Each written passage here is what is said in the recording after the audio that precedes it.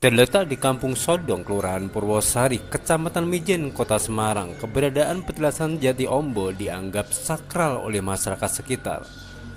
Konon Jati Ombo ini merupakan salah satu petilasan dari salah seorang wali Songo, yakni Sunan Kalijaga.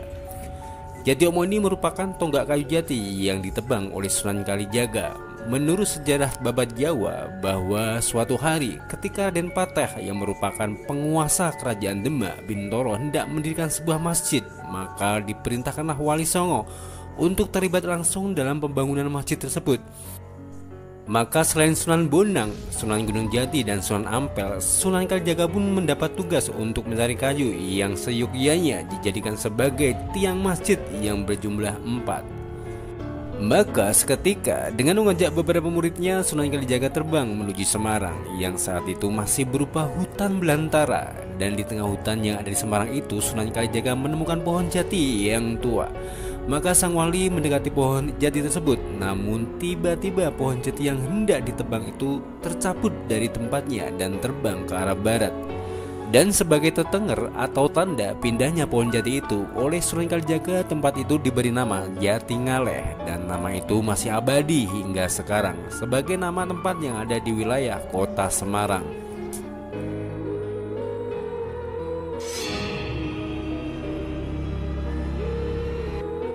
Melihat pohon jati yang terbang itu, Sunan Kalijaga pun mengejarnya hingga berhenti di suatu tempat di kawasan Dusun Sodong. Disitulah lantas pohon jati tersebut berhasil ditebang oleh sang Sunan dan dibawanya ke Demak. Dan hingga sekarang tiang Masjid Agung Demak buatan Sunan Kalijaga yang dari kayu jati tersebut masih kokoh berdiri di dalam masjid.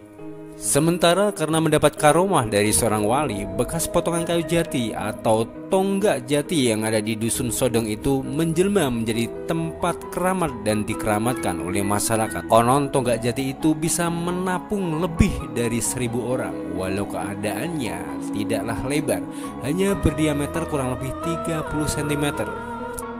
Keberadaan petilasan Jati Ombo ini menurut keterangan yang beredar di tengah-tengah warga sudah beberapa kali dibugar oleh pihak pemerintah kota Semarang yang semestinya untuk dijadikan sebagai desa wisata, menjadi satu paket dengan tempat wisata Tugu Sidandang dan Gua Kreo. Namun usaha itu tidak membuahkan hasil. Petilasan Sunan Kalijaga itu begitu sulit untuk menarik peminat pengunjung dan selalu sepi. Benarkah hal itu disebabkan karena penunggu makhluk astral Jati Ombo tidak mengizinkannya? Tonton video ini hingga selesai karena tim Janggal Misteri akan menguak misteri di balik petilasan Sunan Kalijaga Jati Ombo. Pernah menjadi saksi akan keberadaan Sunan Kalijaga yang menebang pohon jati untuk kemudian dibawa ke Demak Bintoro. Jati ini begitu kental dengan fenomena janggal berbau mistis serta menyimpan 1000 cerita misteri dan beragam mitos yang masih menjadi buah bibir di masyarakat sekitar. Keberadaan pohon randu yang menjulang tinggi namun meranggas daunnya sebagai tanda usianya yang sudah menua terasa menebarkan hawa magis yang menaungi kawasan lokasi Jati Ombo, sebuah sendang yang kondisi bangunannya sudah tua namun airnya nampak bening dan dingin. Itu sebagai pintu gerbang menuju Jati Ombo. Sama halnya dengan sendang keberadaan surau kecil yang berada di kanan jalan yang dipakai sebagai sarana ibadah bagi petani. Kini kondisi bangunannya sudah nampak tua dan terkesan mangkrak dan tak terawat, meredupkan pamornya sebagaimana mestinya tempat peribadatan. Memang di dalam surau masih nampak tergeletak peralatan sholat sebagai tanda jika tempat ibadah itu masih dipakai untuk aktivitas keagamaan. Akan tetapi tetap masih nampak kotor dan lembab. Hawa singup dan redup begitu terasa kuat, menerpa hingga mampu membuat kulit tubuh merinding manakala kaki melangkah menuju kolam Jati Ombo, seolah memberikan isyarat jika banyak makhluk astral tengah mengintip dan mengawasi kedatangan tim Janggal Misteri dari celah-celah alam tak kasat mata. Namun perasaan merinding sedikit berkurang lantaran kami datang ke lokasi bersama Mbah Juri yang notabene juru kunci petilasan Jati Ombo ini. Kami menelusuri misteri di balik petilasan Sunan Kalijogo ini dengan hati-hati dan memperhatikan etika sebagai seorang tamu, dan aroma amis pun menyengat begitu kami berada di pintu pagar kolam. Sebuah bangunan rumah bergaya Jawa kuno atau joglo dengan luas kurang lebih 4 kali 5 meter ini berdiri di tengah-tengah kolam. Meski usia bangunan ini sudah mencapai ratusan tahun, namun masih nampak kokoh karena bahan yang digunakan sebagian besar dari kayu jati, termasuk 4 pilarnya.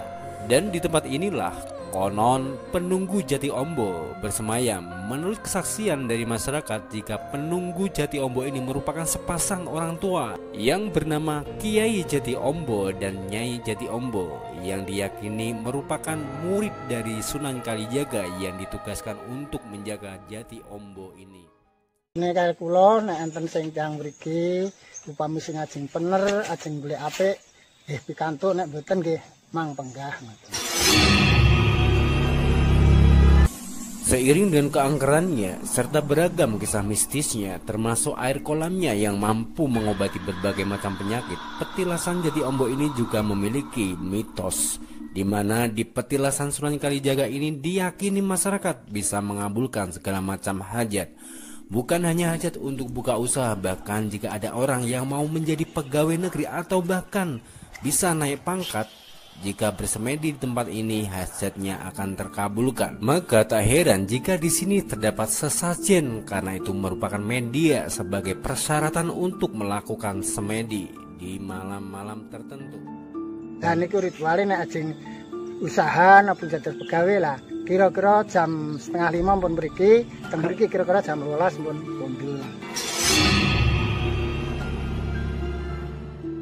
Berangkat dari mitos tersebut, tidak sedikit orang yang berdatangan dan bersemedi di Jati Ombo. Sebagai juru kunci, Mbah Juri menjadi saksi. Dikatakan orang yang akan bersemedi sebelumnya harus bernazar. Jika hajatnya terkabul, dia harus berkorban seekor kambing dan disembelih di tempat tersebut, dan dagingnya dibagikan kepada warga sekitar. Dan tidak sedikit orang yang berhasil dalam semedinya, dan hingga nazar yang diucapkan harus dilaksanakan. Dan keberhasilan itu selalu ditandai dengan kemunculan macam putih di depan orang yang semedi. Macam putih itu tak lain adalah jelmaan dari Mbah Wiryo yang merupakan pembantu atau kaki tangannya Mbah Kiai. Setunggal malih sing namine Pak Wiryo dados macan putih setunggal teng mriki sipun sing mereng tok niku tok. Kebanyakan orang yang datang untuk bersemedi berasal dari luar daerah, dan kembang 7 rupa serta minyak liman sebagai isyarat untuk melakukan semedi. Mereka datang dan bersemedi dari jam 5 sore hingga jam 12 malam. Dan proses ritual dalam semedi itu adalah berzikir, berdoa dan mengaji. Dan dengan menyebut nama Kiai dan Nyai Jati Ombo sebagai pelantarannya, maka doa-doa itu akan terkabulkan. Terus wonten nadar malih upami nyuwun mriki, upama kados kula nyuwun mriki kok ajeng nyuwun dados napa dadi bekal napa dadi napa lah. Keturutan mangke nadar nyembelih niku. Menilik dari sejarah panjang petilasan Jati Ombo yang ditaburi kisah misteri membuat tempat ini menjadi sakral dan terkesan angker. Kendati tidak sedikit masyarakat sekitar yang merasa takut dengan keberadaannya, namun tidaklah menutup sebuah keadaan yang ada. Justru dengan adanya petilasan Jati Ombo, warga sekitar terutama warga Dusun Sodong merasa terayomi, aman, tentram, dan jauh dari bencana. Hal tersebut bisa dibuktikan dengan cerita yang mengalir di tengah-tengah masyarakat. Jika ada orang jahat yang masuk di kawasan Dusun Sodong, maka orang jahat itu akan melihat sebuah hutan belantara yang gelap gulita hingga si penjahat itu akan lari tunggang langgang. Hal tersebut juga diungkap oleh Mbah Juri selaku juru kunci. Tidak bisa dibantah sekalipun di luar logika bahwa yang bau rekso petilasan Jati Ombo inilah yang akhirnya menjaga warga dari segala macam bencana dan tangan-tangan jahil yang hendak mengusik. Di alas gede kadang enten mendone. Dan masih banyak lagi serentetan fenomena gaib yang mewarnai kawasan petilasan Jati Ombo ini. Dan beredar juga cerita misteri bagi wanita yang sedang dalam keadaan kotor atau sedang berhalangan, sangat dilarang keras masuk ke petilasan Jati Ombo. Untuk masuk berkunjung ke petilasan ini harus dalam keadaan suci.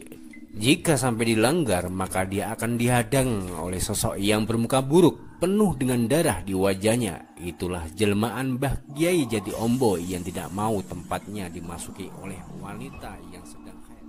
niku medene niku sing kados wonge corang-careng kaya daging ilang kabeh.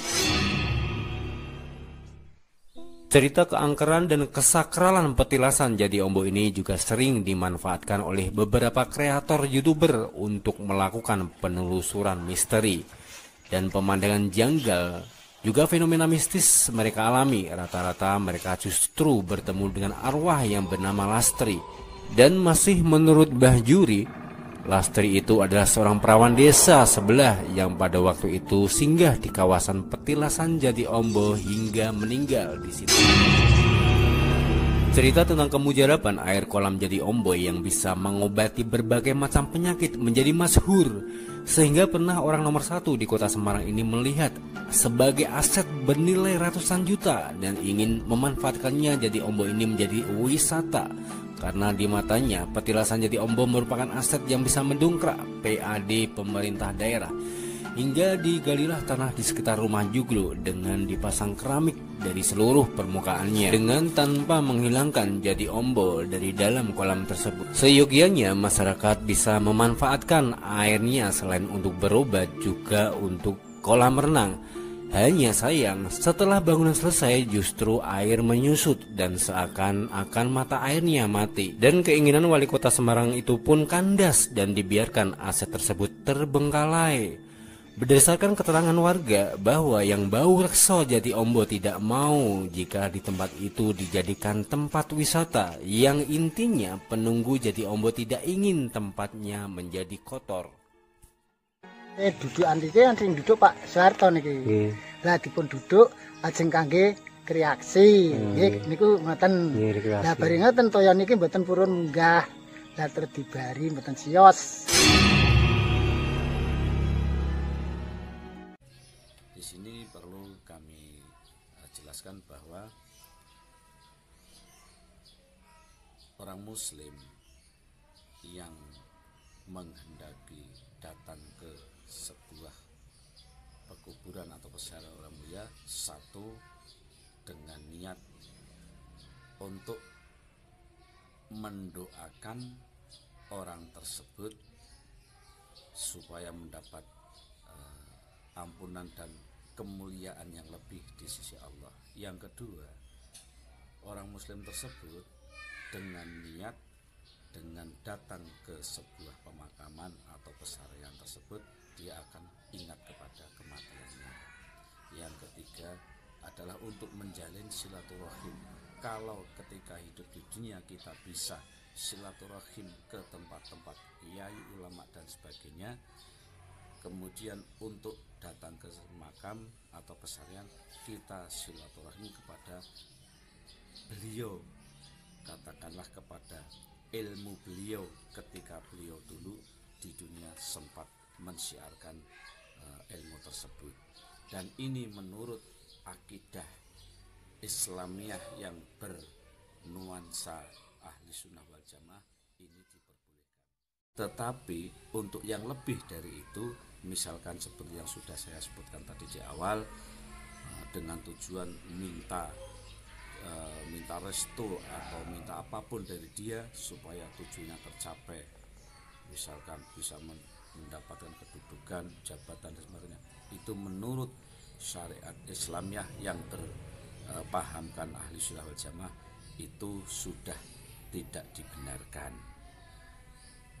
Untuk itu kepada kaum muslimin dan muslimat dimanapun Anda berada, mari kita bersihkan akidah Islamiyah kita, jangan sampai terkotori oleh sesuatu sekecil apapun yang berbau ke arah kemusyrikan. Pemandangan yang janggal, yang sulit untuk dinalar. Aura angker yang menyelimuti bangunan joglo tersebut begitu sempurna manakala kami mencoba turun ke kolam. Keadaan air yang kotor penuh dengan daun-daun kering yang berserakan dan rumput mengapung di atas air kolam. Konon berdasarkan cerita masyarakat, jika air kolam tersebut mampu mengobati berbagai macam penyakit, Bahkan diyakini bisa membuat siapapun yang mandi di situ akan menjadi awet muda. Sebuah sesajen berupa dupa dan kembang masih nampak segar tergeletak di depan tangga. Bukti jika tempat ini masih sering digunakan orang-orang tertentu untuk bersemedi. Niki mboten cara dene mboten sejarah kula nene. Dongeng. Dongenge tiyang sepahriyin. Enten tiyang sakit suwunke tombo mriki saged mantun. Lah terus sakniki kantun neruske mawon. Diajak beribadah berupa ziarah, tetapi di situ niat kita akan dibengkokkan oleh iblis atau setan dengan meminta sesuatu dari orang yang Demikianlah misteri di balik petilasan Sunan Kalijaga. Video ini hanya sekedar untuk hiburan saja. Jika kalian berkenan silahkan klik tombol subscribe, like, dan share. Sampai jumpa di penelusuran misteri berikutnya. Bye.